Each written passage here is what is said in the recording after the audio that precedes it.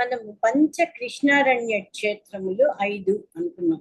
అది తిరుక్కన్నపురం 18వ దివ్య దేశం, తిరుక్కన్నంగుడి 26వ దివ్య దేశం, తిరుక్కన్నమంగై 27వది, కపిస్థలం 28వ దివ్య దేశం, తిరుక్కోవిలు 73వ దివ్య దేశం.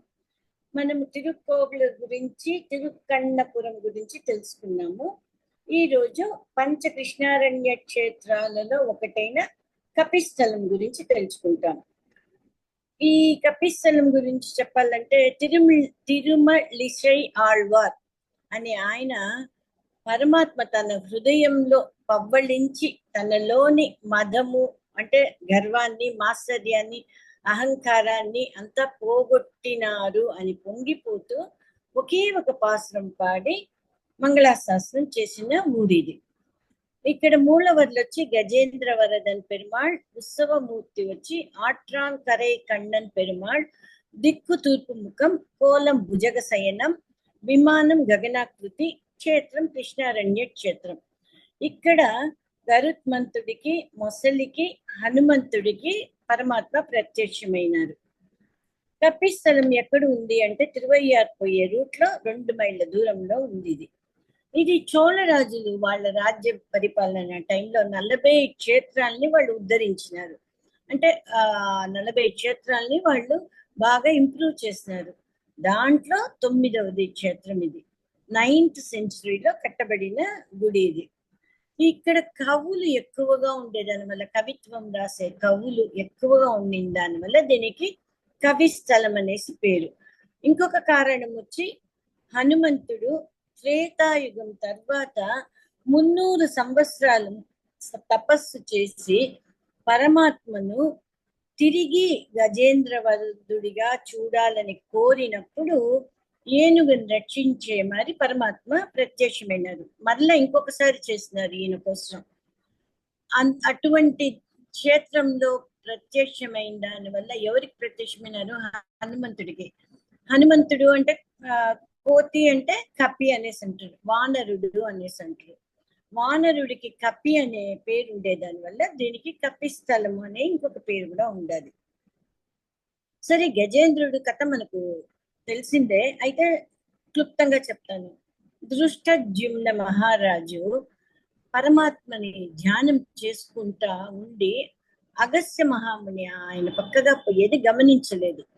అయితే మనం ఏమనుకుంటాం, తల్లి, తండ్రి, గురు, దైవం, గురు తర్వాత దైవం అనేసి అగస్త్య మహామునికి గురువైన నన్ని ఆయన లక్ష్య పెట్టలేదే, నన్ను చూడలేదే అనేసి నాకు పాదాభివందనం అది మరి ఏమి మర్యాదలు చేయకుండా ఉన్నాడే అనేసి కోపంతో ఆయన్ని గజేంద్రుడిగా కమ్మని శాపం ఇచ్చేస్తారు.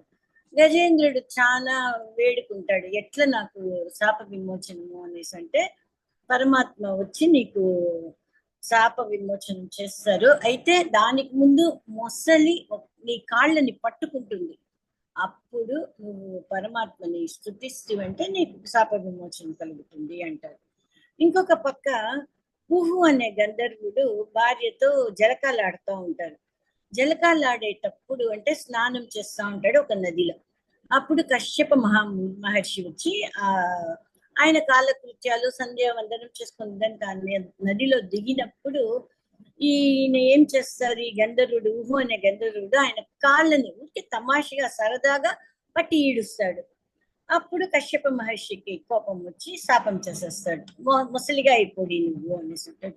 ఆయన మళ్ళీ నాకు శాప విమోచనం ఎట్లా అని కోరుకుంటే, ఒక గజేంద్రుడి యొక్క కాలు పట్టుకున్నావంటే నీకు మోక్షం కలుగుతుంది, నీ ఇద్దరికి మోక్షానికి ఏమి దోవ అని చెప్పేస్తున్నారు.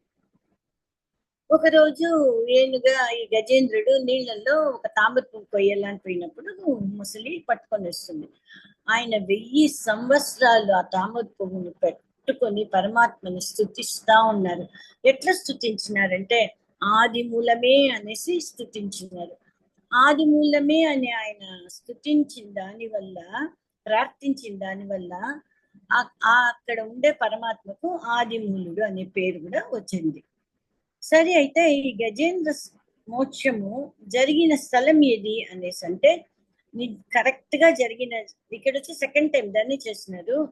ఫస్ట్ జరిగింది వచ్చి బీహార్ లో బక్సర్ అనే ఊరు దగ్గర ఉండే సోనేపూర్ లో కృతయుగంలో జరిగింది. కృతయుగంలో జరిగినప్పుడు అట్లా జరిగి వీళ్ళకు మోక్షం ఇచ్చినారు. గోపికలకు బృందావనంలో మోక్షం ఇచ్చినారు, మహర్షులకు నైమిషారణ్యంలో మోక్షం ఇచ్చినారు.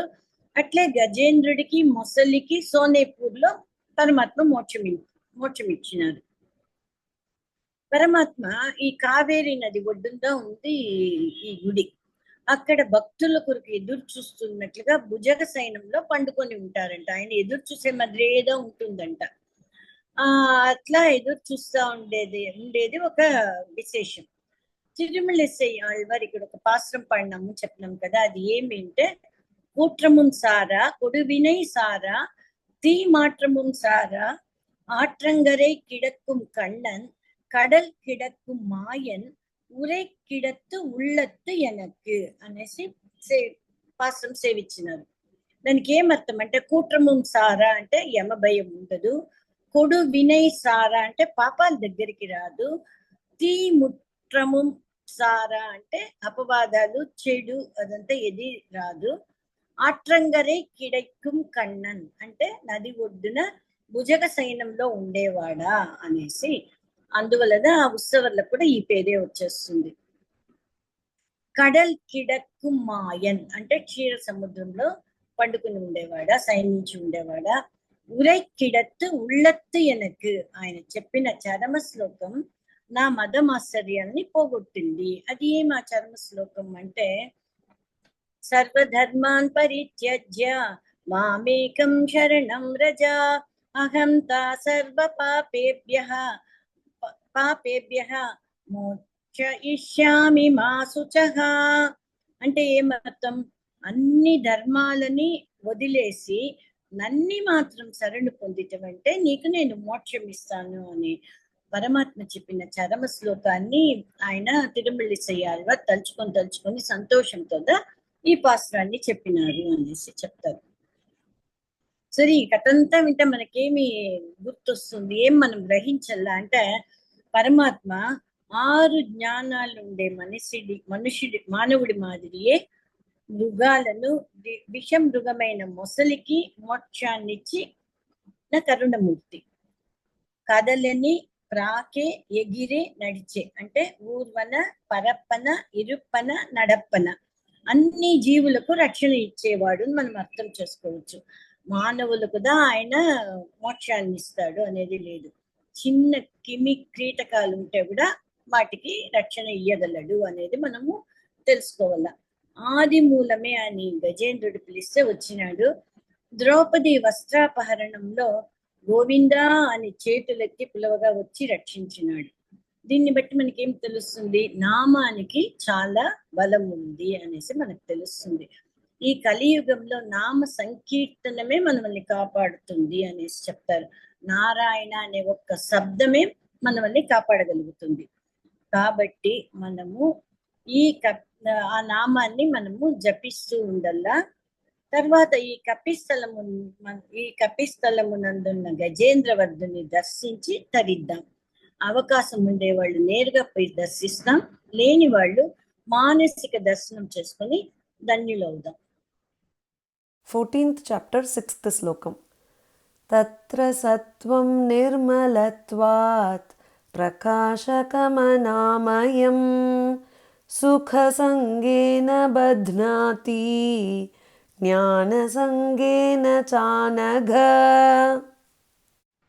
ఈ 6వ శ్లోకం నుంచి 19వ శ్లోకం వరకు పరమాత్మ గుణాలకు సంబంధించిన తత్వాన్ని చెప్తా ఉండదు. గుణత్రయ విభాగ యోగం కాబట్టి ఆయన గుణాల గురించి చెప్పడానికి స్టార్ట్ చేస్తున్నారు.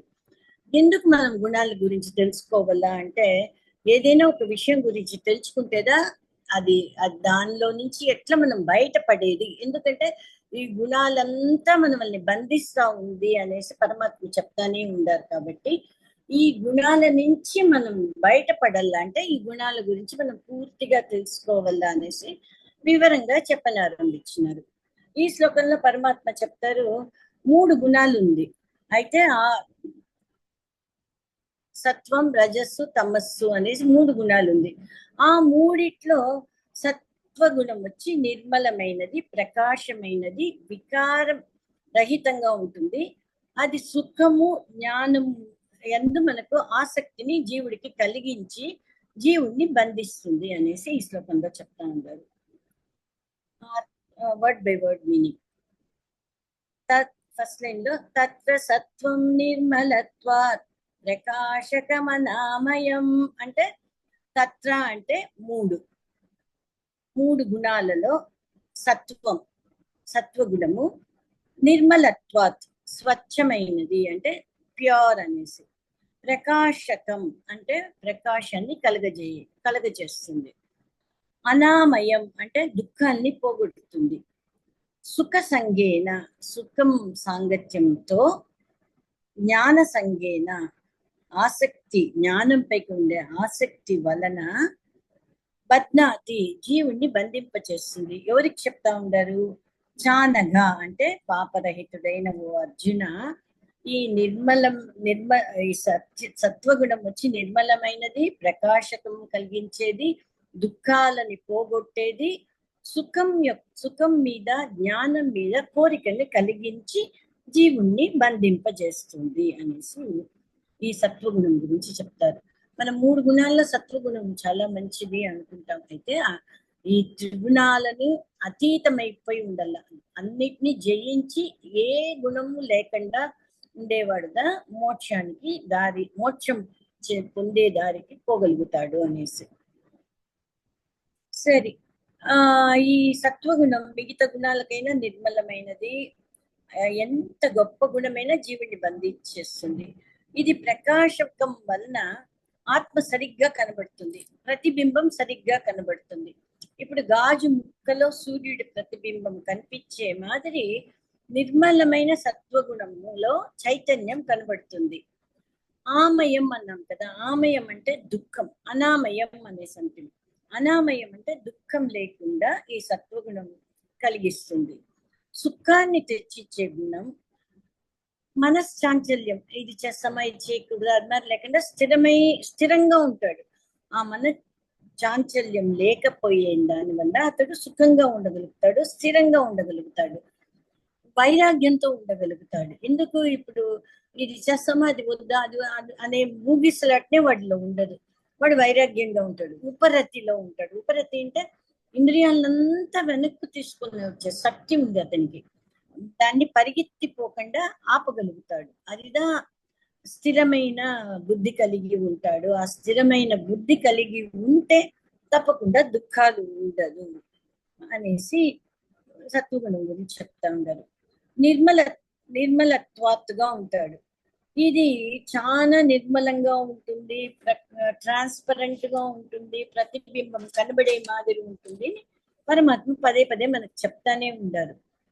అంటే సమధమాదులు కలిగి ఒక బాలుడు విద్యా ప్రయోజనం తెలియక ఆటలాడులాగా ఉండకుండా తన జీవితాన్ని అమృత తుల్యమైన పరమాత్మ విషయంలో భజన, ధ్యానము, నిధిధ్యాసం చేసి దుఃఖాన్ని గెలిచి పరిపూర్ణమైన ఆనందం ఇచ్చేదే ఈ సాత్విక గుణం.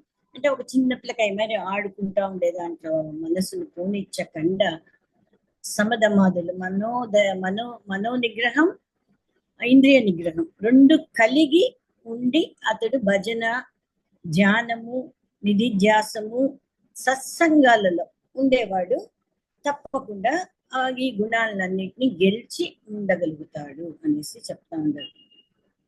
అయితే దీపానికి ఏ చిమ్ని వేసినా అడ్డమే, ఎర్రటి చిమ్ని, నల్లని చిమ్ని, తెల్లని చిమ్ని, ఏది వేసినా అడ్డమే.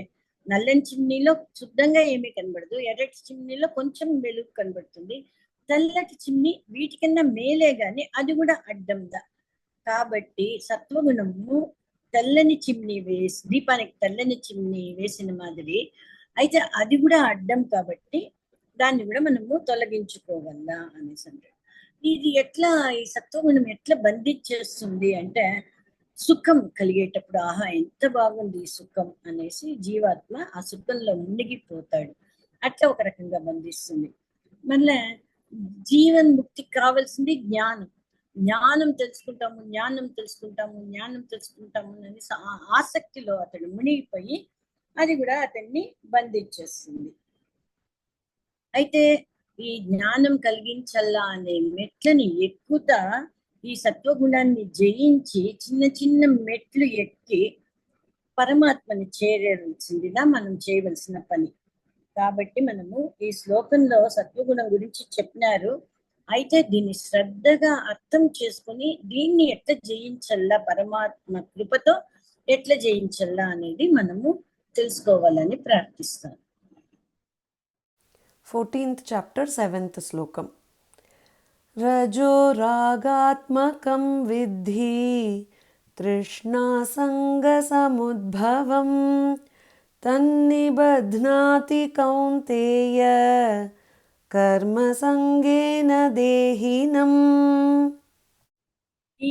ఈ శ్లోకంలో రజోగుణం గురించి చెప్తా ఉన్నారు. రజోగుణం ఎట్లాంటిది అంటే కామాన్ని కలిగించేది, అంటే కోరిక కలిగించేది, చూసే వస్తువులపైక ఆశను కల్పించేది. అది కర్మల యందు ఆసక్తి ఉండుటచే కర్మ సంబంధం చేత ఆత్మని బాగా బంధిస్తుంది. ఈ పని చేయాలా, ఆ పని చేయాలా, అది మనకు రావాలా అనే కోరిక కలిగించేది. దానివల్ల బాగా బంధించడం వల్ల దీన్ని నిబద్ధంతి అంటారు. సత్వగుణాన్ని చెప్పినప్పుడు సుఖ సంగేన బధ్నాతి అని చెప్పినారు కిందటి శ్లోకంలో. అయితే ఈ రజోగుణం వచ్చి జీవుల్ని ఇంకా బాగా బంధించేస్తుంది కాబట్టి నిబధ్నంతి అనేసి చెప్పినారు అనేసి చెప్తా ఉండదు. రజో రాగాత్మకం విద్ధి తృష్ణా సంగ సముద్భవం. ఫస్ట్ లైన్కి అర్థం వచ్చి రజోగుణం అంటే రజో అంటే రజోగుణం, రాగాత్మకం అంటే చూసే విషయాలపైకంత కోరిక కలిగి ఉంటుంది. తృష్ణ ఆశ, కోరిక, ఇంకా కావాలా ఇంకా కావాలా అనే ఆశని, విద్ధి తెలుసుకో, ఏం తెలుసుకోవాలా అంటే ఇంకా కావాలా ఇంకా కావాలా అనే కోరికని సముద్భవం ఉత్పత్తి చేస్తూనే ఉంటుంది, దానికి స్టాప్ అనేదే ఉండదు. తన్ని బధ్నాతి, సెకండ్ లైన్, తన్ని బధ్నాతి బాగుగా బంధించేస్తుంది. ఎట్లా బంధించేస్తుంది? కర్మ సంగేన దేహినం, ఈ కర్మలు చెయ్యాలా అనే కోరిక వల్ల ఆత్మను బంధించేస్తుంది. కౌంతేయ, ఓ అర్జున, ఇట్లా రజో రాగాత్మకం కోరికల్ని కలిగించి ఆ కోరికను తీర్చుకునేదానికి చేసే పనుల వల్ల జీవుణ్ణి బంధింపచేస్తుంది అర్జున అనేసి పరమాత్మ ఈ శ్లోకంలో చెప్తా ఉన్నారు. సత్వ రజో తమో గుణం ద్వారా జీవుడు బంధింపబడతాడు. 3 గుణాలే జీవుడిని బంధించేస్తుంది. ఏ గుణం ద్వారా ఏ రకంగా బంధిస్తా ఉన్నాడు అనేసి పరమాత్మ ఇట్లా చెప్తా ఉన్నారు. మూల ప్రకృతి నుండి విడివడిన బయట వచ్చిన జీవుల్ని బంధిస్తుంది. ఒక్కొక్క గుణం ఎట్లా బంధిస్తుంది అనేసి 5వ శ్లోకంలో చెప్పినారు. 6వ శ్లోకంలో సత్వగుణం ఎట్లా బంధిస్తుంది అనేసి చెప్పినారు. అది నిర్మలంగా ఉంటే కూడా ఆత్మ జ్ఞానం తెలుసుకోవాలనే కోరిక వల్ల ఆ గుణం సుఖాన్ని కలిగించే దాని వల్ల బంధిస్తుంది అనేసి పరమాత్మ 6వ శ్లోకంలో చెప్పినారు. రజోగుణం రాగాత్మకం అంటే రజోగుణం సహజంగా కోరికల్ని కలిగిస్తుంది. రాగాత్మకం అంటే ఆశని కలిగించేది. ఏదో ఒక కోరిక, కామాసక్తుల్ని వృద్ధి చేస్తుంది. కోరికపైక ఆసక్తిని పెరిగిపిస్తానే ఉంటుంది. పరస్పరం ఎట్లా ఉంటుంది అంటే బీజము వృక్షం మరి అన్యోన్యంగా ఉంటుంది. ఇది రజోగుణం వల్ల కలిగే రాగాత్మకం. వల్ల తృష్ణ, ఏదో కావాలని అనిపిస్తుంది. ఒకటి కావాలని అనిపిస్తుంది, కొత్తది కావాలని అనిపిస్తుంది. రెండోది వచ్చి దొరికిన దాన్ని అట్లే భద్రంగా పెట్టుకోవాలా, రక్షించుకోవాలా అనేసి 2 తపనలని కలిగిస్తుంది ఈ రజోగుణం. అందుకుదా రజో రాగాత్మకం విద్ధి తృష్ణా సంగ సముద్భవం. ఇది నువ్వు తెలుసుకోవాలా అనేసి పరమాత్మ చెప్తాడు. తన్ని బధ్నాతి కౌంతేయ కర్మ సంగేన దేహినం. రజోగుణంలో పుట్టించిన కోరికల ద్వారా ఆ కోరికలు తీర్చుకునేదానికి ఎట్లయినా ఆ కోరికను తీర్చుకోవాలని దానికి ఏదో ఒక పని చేసి ఆ కోరికని తీర్చుకునేస్తారు. కర్మ ఫలాసక్తినే మళ్ళీ ఏ కర్మ చేస్తారో దానిపైక చాలా ఆసక్తి కలిగి ఉంటారు. అందువల్ల కర్మ సంగమని పేరు పెట్టిండారు. ఇదియే జీవుణ్ణి బాగా బంధించేస్తుంది. అన్ మళ్ళా ఎంత ఆడంబరంగా ఉండల్లా, కీర్తి సంపాదించుకోవాలా, ఏదో ఒకటి ఏదో ఒక కోరిక కలుగుతానే ఉంటుంది. ఆ కోరిక నెరవేర్చుకునేదానికి ఏదో ఒక పని క్రియలుగా చేస్తా ఉంటారు. అందువల్ల ఇది బాగా జీవుణ్ణి బంధించేస్తుంది. ఈ రజోగుణానికి పరమాత్మ ఇంకా ఆసక్తిగా ఒక పేరు పెట్టినారంట. అది ఏమి అందమైన పేరు. రజహ్ అంటే దుమ్ము అని పరమాత్మ ఇంకొక అర్థంలో చెప్తా ఉండరు. దుమ్ము ఎట్లా మనం అంటుకుంటుందో అది మరి ఈ రజోగుణం వల్ల కలిగే కోరికలు మనం అట్లా అంటుకుంటుంది. ఇంకొక అర్థం వచ్చి రంజనాత్ రజహ అంటే మనస్సుని బాగా సంతోష పెట్టిస్తుంది, రంజింప చేస్తుంది. అట్లా ఆ గుణం వచ్చి మన జీవుని వచ్చి ఎక్కడో తీసుకొని పొడుస్తుంది. ఈ పేరులోనే అందం ఉంది. జీవుని సుఖింప చేసి ఆనందింప చేస్తుంది. కాబట్టి రజో రాగాత్మకం విద్ధి అనేసి అంటా ఉంటారు. ఏదో ఆసంగమం దొరికిన వాటిని అట్లే రక్షించుకోవల్లా, దాన్ని వదులుకోకూడదు అనేసి ఎట్లయినా దాన్ని పట్టుకోవాలా, లాభదాయకంగా చేసుకోవాలా అనేసి అనుకుంటాడు. ఉదాహరణకి కాఫీ అనుకోండి, పూర్తిగా తాగేస్తారు. తాగిన తర్వాత కూడా చివరి బొట్టు నాలుక మీద పడల్లాని నాలుకని బయట తెచ్చి ఆ చివరి బొట్టును తాగేంత వరకు వాడికి సంతోషం ఉండదు. దాని మీద ఆసంగం అయిపోతుంది అయినా సరే చివరి బొట్టుని లాగేసుకోవడం. ఈ ఈ రజోగుణం ఏం చేస్తుంది? తృష్ణను కలిగిస్తుంది. కొత్త కోరికల్ని పుట్టించి ఎంత దొరికినా ఇంకా కావాలా అనేసి అనిపిస్తుంది. ఉన్నది నిలుపుకోవాలని అనిపిస్తుంది, అది ఆసంగం. కొత్తది కావాలని అనిపించేది తృష్ణ ఆసంగ సముద్భవంగా ఉంటుంది. కొత్త దాన్ని కోరుకొని రక్షించుకునేది మానవుడి లక్షణమే కదా. దీంట్లో ఏం తప్పు ఉంది? దీన్ని ఎందుకు నిబధ్నాతి అని అంటారు అనేసి అంటే, కర్మ సంగేన దేహినం, రజోగుణం యొక్క ప్రభావం ఫలితం ఆలోచిస్తే మనకు అర్థమవుతుంది. ఈ రజోగుణం కోరికల్ని రగిలిస్తుంది, ఉన్నదాన్ని రక్షించుకోవడంతో వదలదు. కోరిక బాగా రగిలినప్పుడు ఏం చేస్తాడు? ఏదో ఒక పని చేసేయి అనేసి జీవుణ్ణి తోసేస్తుంది. దీంట్లో ఆసంగమంని తీర్చుకునేలా చేస్తుంది. దానివల్ల రజోగుణం ఎక్కువైపోయి తృష్ణ ఆసంగం ఏర్పడి ఈ వలయంలోనే తిరుగుతూ ఉంటుంది. క్రియల ద్వారా పని ఎక్కువైపోతుంది, శ్రమ సంస్కారాలు అంటుకుంటుంది. రజోగుణం వచ్చి దుమ్ములాగా అంటుకుంటుంది. అంటే దానికి ఇంకొక ఉదాహరణ చెప్తా ఉన్నారు. శరీరం ఫిట్ గా ఉండాలని చేసే వ్యాయామం వల్ల ఎక్సర్సైజ్ ఒక మంచి పద్ధతిదా. అయితే అధికం అమృతం అన్నట్లు ఒక టైం లిమిట్ లేకుండా ఎంతసేపు అయినా నా బాడీని ఫిట్ గా చేసుకోవాలని ఎక్సర్సైజ్లు వాకింగ్లు చేస్తా ఉంటామంటే ఏమవుతుంది? ముందు ఎముకలు అరుగుతాయి, ఏమైనా జరిగితే ఇంకా మిగిలింది విరుగుతాయి. గట్టి పడేయడానికి స్ట్రెంథనింగ్ చేయాలనుకుంటే చివరికి ఎట్లో అయిపోతుంది. అట్లనే రజోగుణం ఎక్కువైతే జరిగేది ఇదేదా, మానవుని కిందికి లాగేస్తుంది, అధోగతి పాలు చేసేస్తుంది. సో అన్నిటికీ ఒక లిమిట్ అనేది పెట్టుకోవాలా. ఆ సంస్కారాలు పెంచి జీవుడి శరీరంలో బంధించేసి బంధన హేతు అవుతుంది అని అంటా ఉంటారు పరమాత్మ. సత్వం కొంచెం మంచిగానే ఉంటుంది, రజోగుణం ప్రారంభంలో మంచిగానే ఉంటుంది. అయితే పై శ్లోకంలో రెండిటికి ప్రమాదకరమైన గుణం తమో గుణం. దీని గురించి వివరంగా పై శ్లోకంలో చెప్పనున్నారు. 14th chapter 8th శ్లోకం. తమస్త్వజ్ఞానజం విద్ధి మోహనం సర్వదేహినాం ప్రమాదాలస్య నిద్రాభిః తన్నిబధ్నాతి భారత. మనం సత్వగుణం గురించి రజోగుణం గురించి 6-7 శ్లోకాల్లో తెలుసుకుంటుంది. ఇప్పుడు పరమాత్మ ఆ రెండు గుణాలు బధ్నంతి నిబధ్నంతి అని చెప్పి ఇది వచ్చి చాలా మోసమైన గుణము, ఈ గుణం ఉండేవాడు చాలా కష్టపడతాడు అనేసి చెప్తా ఉన్నారు. ఏమి ఈ శ్లోకంలో చెప్తా ఉన్నారు అంటే, తమో గుణం వచ్చి అజ్ఞానం వల్ల కలుగుతుంది, అన్ని ప్రాణుల్ని అవివేకాన్ని కలిగిస్తుంది. మరుపు, సోమరితనం, నిద్ర, ఈ మూడింటిని కలిగించేది తమో గుణం. దీంట్లో ఆ జీవుణ్ణి బంధించేస్తుంది. వర్డ్ బై వర్డ్ మీనింగ్ వచ్చి తమస్త్వజ్ఞానజం విద్ధి మోహనం సర్వదేహినం. అంటే ఏమి? తమస్ అనే గుణం అజ్ఞానజం వల్ల, అజ్ఞానం లేని దాని వల్ల పుడుతుంది. మోహనం, అది అవివేకాన్ని కలుగజేస్తుంది.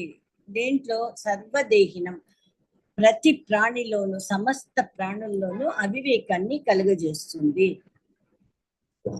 అంతేకాకుండా ప్రమాదాలస్య నిద్రాభిహి, ప్రమాదం అంటే మరుపు, ఆలస్యం అంటే లేట్ అని కాదు, సోమరితనం, నిద్ర. నిద్ర అందరికీ కావాల్సింది, అయితే ఎక్కువసేపు నిద్రపోయేది. ఈ విషయాలన్నీ కలిగిస్తుంది అనేసి విద్ధి, తెలుసుకో. అది ఇంకా ఏం చేస్తుంది అంటే తన్నిబధ్నాతి భారత, ఓ అర్జున, అది బాగా బంధించేస్తుంది జీవుణ్ణి అనేసి చెప్తా ఉన్నారు. సత్వ రజోగుణాలు కొంచెం అనుకూలంగానే ఉంటుంది, కానీ తమో గుణం చాలా చాలా ప్రమాదమైనది, మనకు అపాయాన్ని కలిగించేది. ఎందువల్ల అంటే తమస్త్వజ్ఞానజం విద్ధి, తమో గుణం అజ్ఞానం వల్ల పుడుతుంది. అజ్ఞానం బీజం అయితే తమో గుణం వృక్షం. ఇది జీవుని ఏం చేస్తుంది? అవివేకంగా చేస్తుంది. వివేకము అంటే ఏ పని ఎట్లా చేయాలా, ఎప్పుడు చేయాలా అనేది వివేకం. అది లేకుండా ఏ పనైనా ఎప్పుడైనా ఎట్లయినా చేసేది అవివేకం. మనము సాధారణంగా మన జీవితాల్లో చెప్పడమే ఏదో ముఠాలుగా పనిచేసేస్తుంది అనేసి, అదంతా తమో గుణం వల్ల వచ్చేది.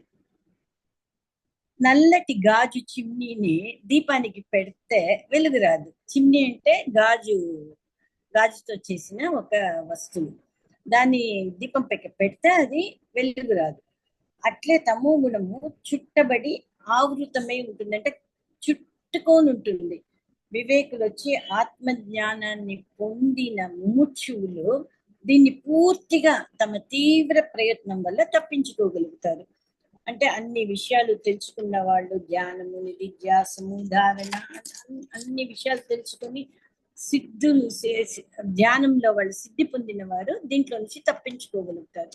కానీ మామూలు జీవులు, మన మాదిరి వాళ్ళు దీంట్లో నుంచి తప్పించుకునేది చాలా కష్టం. ఎందుకంటే మన ఇంద్రియాలు పరిగెత్తిపోతా ఉంటుంది, మనకు ఉపరతి లేదు. అందువల్ల మోహనం సర్వదేహినాం అంటే ఇంద్రియాల యందు జ్ఞాన శక్తిని, జ్ఞానమే లేకుండా చేసేస్తుంది, అవివేకాన్ని కలిగిస్తుంది. అన్ని ప్రాణుల యందు అవివేకాన్ని కలిగిస్తుంది. మోహనం సర్వదేహినాం ప్రమాదాలస్య నిద్రాభిహి తన్నిబధ్నాతి.